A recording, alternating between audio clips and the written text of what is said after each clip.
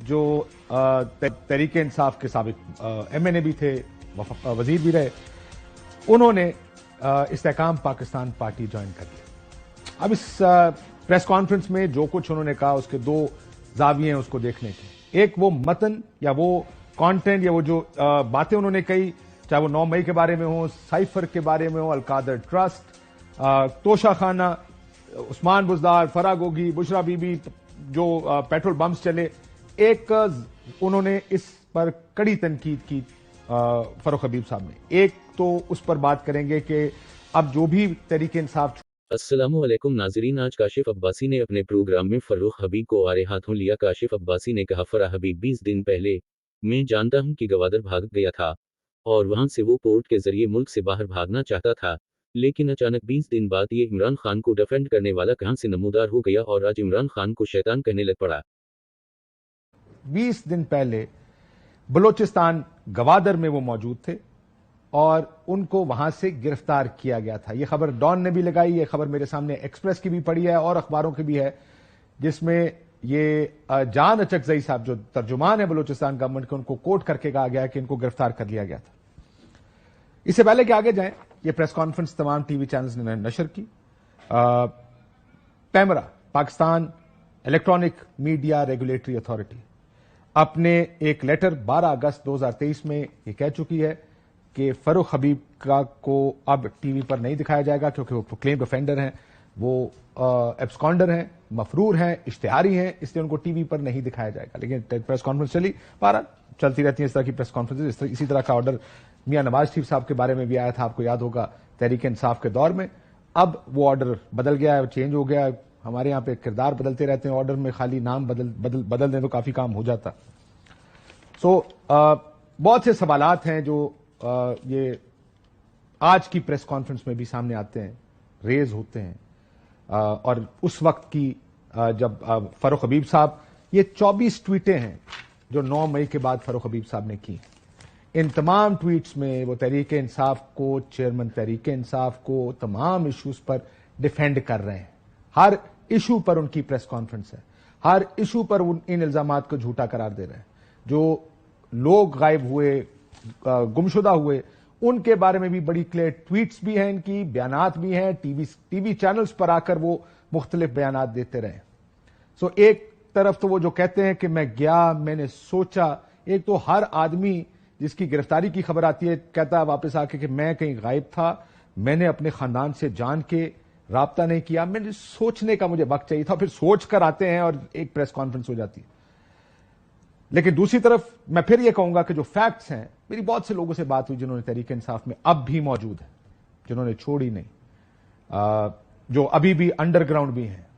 अगर आप उनसे बात करें, बहुत से लोगों का ख्याल है या कहना है कि वो जो फौज को या एस्टैब्लिशमेंट को हिट करने की स्ट्रैटेजी और पॉलिसी थी, या उन पर तनकीद करने की पॉलिसी थी, जो किसी से ढकी छुपी नहीं है, बड़ी डिबेट थी कि हमें इस लाइन पर नहीं चलना चाहिए।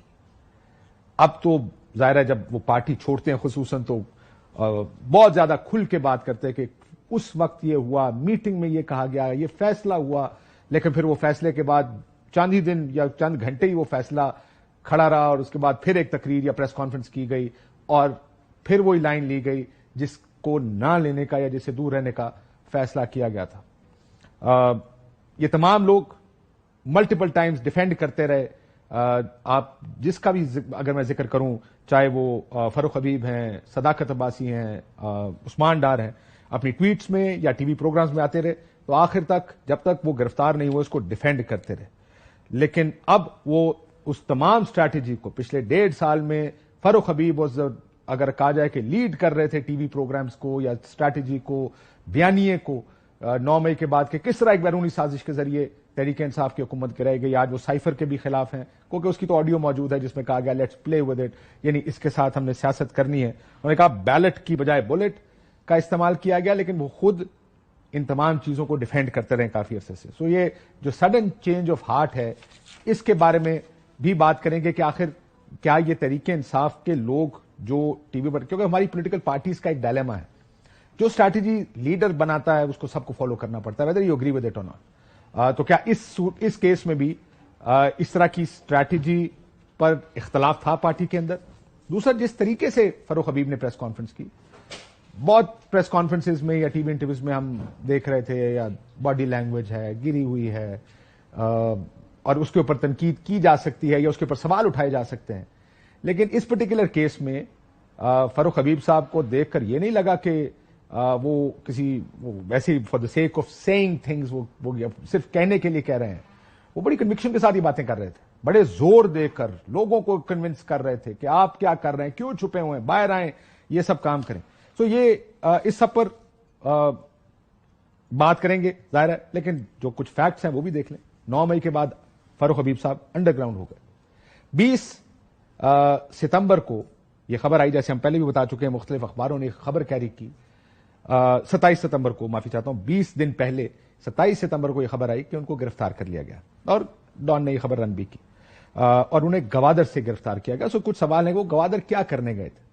انہوں نے اپنی پارٹی کے چند لوگوں کو یہ فون کر کے کہا, بتایا بھی کہ وہ شاید کسی لانچ کے ذریعے پاکستان سے باہر جانا چاہتے ہیں.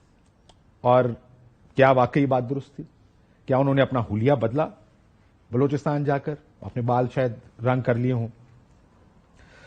کیا جو خبریں ان کی گرفتاری کی تھیں وہ ٹھیک تھیں؟ اگر ٹھیک تھیں تو ان کو کس پولیس نے گرفتار کیا, وہ کس تھانے میں تھے, ان کا کیس کون سی عدالت میں تھا؟ ظاہر ہے اگر آپ گرفتار ہوتے ہیں تو پولیس آپ کو گرفتار کرتی ہے, معاملہ عدالت میں جاتا ہے, یا تو ریمانڈ ملتا ہے پولیس کو. اب جب یہ سب واقعات چل رہے ہیں 20 دن سے, تو ان کی جو اہلیہ ہیں انہوں نے 2 خط لکھے. ایک چند دن پہلے چیف جسٹس آف پاکستان کو انہوں نے خط لکھا اور بازیابی کا مطالبہ کیا فاروق حبیب کی. ان کی اہلیہ نے ایمنسٹی انٹرنیشنل کو بھی ایک خط لکھا, requesting their intervention and support in ensuring the recovery of Farooq Habib who remains missing. ان کا کہنا کہ میں اپنے خاندان سے رابطے میں نہیں تھا, میں جتنوں سے کو جانتا ہوں لوگوں کو, ظاہر فیملی کے ساتھ روز نہ بات کرتے ہوں, چند دنوں میں بات ضرور کرتے ہیں, خیر خبر ہوتی ہے, خیر خبر دے بھی دیتے ہیں. لیکن یہاں پر ایک دلچسپ چیز ہے کہ جو 2 انٹرویوز اور اب فاروق حبیب صاحب یہ کو خاندان سے ہی لاپتہ ہو گئے.